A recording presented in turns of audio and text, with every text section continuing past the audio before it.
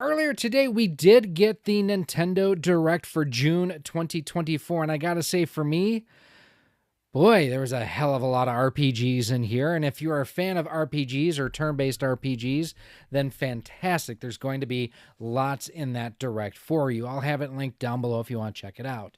For me, not so much. And, I figured we just kind of go through it and discuss some of the things. There are close to 30 games that they announced today. One of the things they're very transparent on early on, we were not going to see anything on the Nintendo Switch successor. So that was one of those that they set some realistic expectations.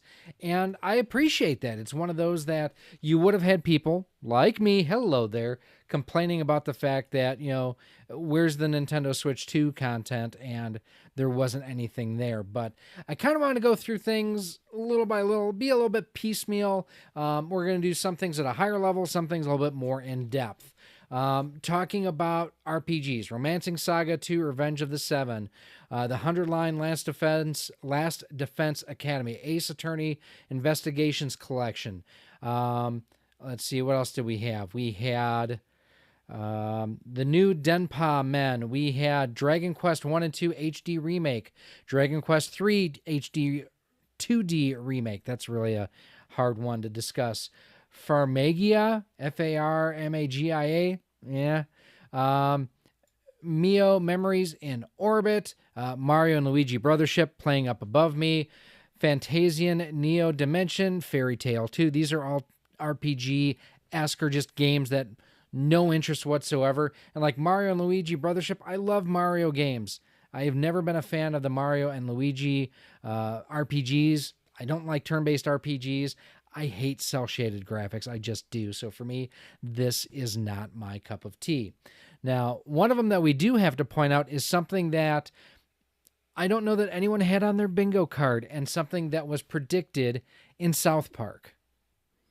If you happen to remember the Make Love Not Warcraft episode of South Park, they mentioned that Butters plays Hello Kitty Island Adventures.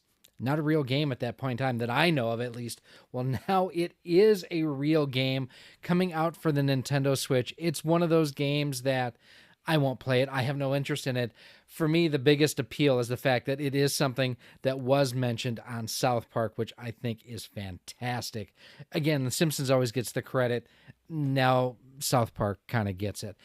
This one here, too, the Looney Tunes Wacky World of Sports. Love the animation. I think this thing looks great. My concern, first of all, it's a sports game. Second of all, it's made by the same company that made the Peppa Pig games and the Bluey video game. And they don't have the greatest track record. Like Bluey is really super glitchy. So I don't know it's something that I would invest in. And even looking at it there, it looks okay, but not great by any stretch of the imagination, which is unfortunate. Yes, there's a new Among Us, which I don't care about. Kind of going through the list here. They did, they hit on a couple games they had already announced. So Nintendo World Championships NES Edition. I think this is a bait and switch. Has nothing to do with the Nintendo World Championships that I attended and played in 1989. It's NES Remix version 3, essentially, which they just said it's going to be coming out again later this year. Nintendo Switch Sports, there is an upgrade coming for it where you'll be able to play basketball. All well and good. I'm okay with it. As long as it's a free upgrade. It's a game. I really thought I would play it more, and I don't. And I don't know why, because I love Wii Sports. And it's essentially Wii Sports for the Switch. I just don't play it, which is an unfortunate thing. And I've got my list here that I'm kind of looking at here too. That's why you see me looking up here. Disney's Illusion Island, another game that has free DLC coming. I think that's really an underrated game. The animation style is a little bit different. It's more like Mickey and Minnie's Runaway Railroad, if you've been on it in Magic Kingdom or in Disneyland. It's fun, but it is... I don't think it's as good as it could have been, let's just say. And they announced it about this time last year, I want to say. Donkey Kong Country Returns HD. So this is basically a remake of a remaster of a remake of a remaster. And for me, at least, I have the original on the Wii. And I have ways to upscale it. So I'm not super excited about this, especially I'm anticipating it being, probably a $50 game, if not more expensive, as it pops on screen here. I mean, I will say that the care and dedication that went into this originally, taking over for Rare, this is definitely a love letter over everything that the originals were. And this plays great. This is a great 2D Donkey Kong Country game, but I don't need to buy it again at $50 plus, probably. It's going to be at least 40, so not huge on that. Funko Mission is basically a Funko Pop themed game for the Switch, and as I talk, you'll see it here in a little bit as well. Again, not anything. I'm not a Funko Pop guy, so for me, it doesn't speak to me. It's interesting that you're going to get characters from different franchises basically interacting with each other's there. Metal Slug Attack Reloaded. Never been a Metal Slug fan, so I appreciate the run and gun, but not anything that I'm really too excited for. Now, one thing that I was really excited for, so they did announce 4 more games for the Nintendo Switch Online. You've got Legend of Zelda: Link to the Past 4 Swords for the GBA, which is a great title, and it is going to facilitate online multiplayer, according to what they said here.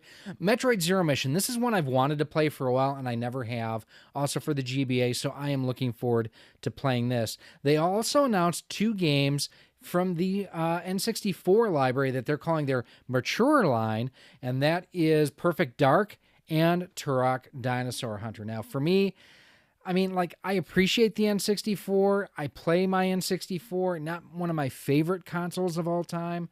So for me, having these on here, I rarely play the N64 Switch Online side of things. So glad to have them on here. Glad to have them included in my subscription, but not something that I would normally go out and seek to go ahead and play. This, however, I was not expecting. This is Marvel vs. Capcom, the Fighting Classics Edition. There's 7 games in here. You got Marvel vs. Capcom 2, The Punisher is in here, X-Men, Children of the Atom. There's so much in here, more than just fighting games. The Punishers is a side-scrolling beat-em-up. So I'm really looking forward to that. And that is a game that I may end up getting. I'm not going to pre-order any of these games, to be honest with you. But it's something that, quite honestly, okay, you caught my interest with that one, and it's Capcom, and it's a re-release. Now, up next, we did get a new Mario Party game. This is Mario Party Jamboree, and for me, I mean, not a series I've ever really gotten into. I mean, I bought whatever the Mario Party was that first came out on the Switch, and, I just don't have people who want to play coach co-op with me. Now, this promises to be where it does have online play, which is definitely a good thing and may open up more horizons for me. But for me, not a game I'm looking forward to. Now, when I saw this one pop up, I was definitely curious. I mean, to me, this looked like The Legend of Zelda: Link's Awakening, the remaster that came out several years ago for the Switch. And I like the artwork. I like the style. I'll admit, I still have yet to open the game, so that is a thing for me.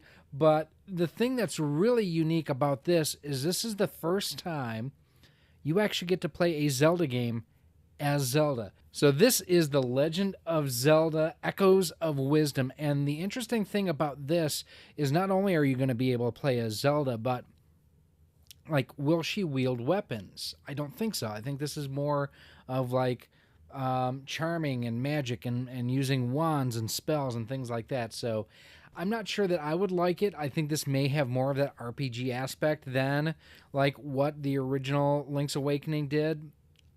I'd at least be interested in giving it a chance, but this is also another, to me, I look at this is not a $60 game. It's not a $70 game. $40, maybe you have my interest. Now, at least for me, after Zelda, we went from something kind of killer to really a whole lot of filler. I mean, we got the Just Dance 2025, and this series just won't go away. Lego Horizons Adventures. I've never played Horizon on the PlayStation, so I have no interest in that. Stray. We got to give you a look at Stray because I thought this looked terrible. So looking at this, to me, this is not a very good look. I mean, it looks almost PS3 quality, PS4 at best, definitely not PS5 or PS4 Pro. To me, this reminds me of Jurassic Park. You were so busy worrying about if you could, you never stopped to think if you should. I understand they're trying to bring this to multiple platforms to reach more users. I don't think this looks good, and this is not. We need more third-party titles on the Switch. Completely want more third-party titles, but we need them to be good too. WWE 2K18, that was bad.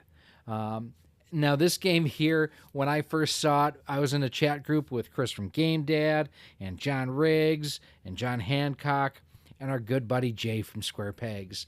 And Matthew, another one of our friends in there, he was beat me to it. The fact that this is a game for Jay from Square Pegs, with the running joke of him being a hobbit. No interest in this whatsoever as you go to the Shire. This looks like a mobile game, and it doesn't look like a good mobile game either. So kind of speeding through the last couple of them here. So after Tales of the Shire, you do also have Ace Attorney Investigate. I've never been into the Ace Attorney games, or the Phoenix Wright series of games. So for me, didn't do anything for me. The 100 Line, The Last Defense Academy, and Romancing Saga 3, these are all games and genres that really I didn't care about. But in typical Nintendo fashion, they had stuff in here that was okay. There's a lot of okay in here. And again, if you are an RPG fan, there's a lot of great in here. But it wasn't until there, and one last thing, that for me, my eyes and ears perked up. And that, my friends, is this. Now, I know many people were still hoping for something about the Switch 2 at this point. Nintendo had been very forthright and transparent. We weren't getting a Switch 2 announcement. Now, this initially, we were like, could this be Metroid Prime? No, it's not Metroid Prime. With that kind of year structure, maybe it was Mega Man. No, this is Metroid Prime 4. And we have a subtitle too, Metroid Prime 4 Beyond. And one of the things with this is I think this is not only going to be the last major title on the Nintendo Switch. I think this is going to be a launch title for the successor to the Nintendo Switch. I think these look better than Switch graphics, so I think this is playing, or at least this sizzle reel here is being played through next-gen hardware. I don't think that this is Switch hardware that this is being played on. The overall look of this game looks fantastic. The special effects, like come with the smoke and the lighting effects, the texturing and everything that's on here, I think it looks great. At the same time, I think it looks like a Metroid Prime game. I mean, they kind of have a very similar look and feel, and there are parts of this that made me think of Halo as far as the overall presentation, the fighting of the enemy. I love that logo. I think that looks really, really cool. And the fact that we finally have our subtitle here for Metroid Prime 4. So here you can see next to me pretty much our whole kind of lineup of what we got here in this direct. So from top row left to right, we're looking at Metroid Prime 4 Beyond, Romancing Saga 2, The 100 Line, Last Defense Academy, Ace Attorney Investigations Collection, Tales of the Shire, Stray, Lego Horizon Adventures, Just Dance 2025. Oh, they did announce a Nintendo Switch Lite Hyrule Edition to go along with The Legend of Zelda Echoes of Wisdom, and that's one of those that I think a lot of people are going to pick that up. Super Mario Party Jamboree, Marvel vs. Capcom Fighting Collection, the arcade classics. That's going to be good. That's a game I'm actually looking forward to. Metal Slug Attack Reloaded, new Denpa Man, Luigi's Mansion 2 HD, Funko Fusion, Dragon Quest 1 and 2 HD Remake, and then Dragon Quest 3 HD 2D Remake. Farmagia, Among Us, they're doing more stuff with that. I don't care. Looney Tunes Wacky Worlds of Sports, that one has me concerned how bad that could possibly be. Hello Kitty Island Adventures, congratulations to South Park for calling that. The additional DLC for Disney Illusion Island, Mio Memories in Orbit, Nintendo Switch Sports, again, you have basketball coming later on, Fantasian Neo Dimension, Furry Tale 2, the Nintendo World Championships, that's not the Nintendo World Championships NES Edition, and Mario and Luigi Brothership. Now, The one thing, too, like I mentioned on Metroid Prime 4, I think that is going to be a launch title on the new system. It is slated for 2025. Just not a lot for me. There really isn't. Out of these, looking what we have here, so Metroid Prime 4, I might try. Let's see. I might try the Legend of Zelda game. Marvel vs. Capcom, that one I probably will pick up at some point. Same with Luigi's Mansion 2 HD Remake. Oh, I forgot Donkey Kong Country 2, or Donkey Kong Country Returns. That one I don't see on here for some reason. Weird. That one I may pick up at some point if it's on like a Christmas sale or something along those lines. But overall, I mean, this was very meh for someone who doesn't care for RPGs, and it just seemed like their focus was that sort of game during this direct, and it was kind of unfortunate, I think, at least. But let me know what you thought down in the comments. Is this kind of what you were hoping for? Were you hoping to see new hardware shown or teased, or one last thing, and have them pull it out and at least give us a hint? Are we looking at a hybrid system again? Is it going to be a home console? Are we going back to two different systems? I do like the fact that we are getting more Nintendo Switch Online games, having the Four Swords, Legend of Zelda: Link to the Past, along with Metroid Prime or Metroid Fusion, not Prime, just Metroid Fusion, and then you do have Turok and Perfect Dark, I think that's what it was, for the N64.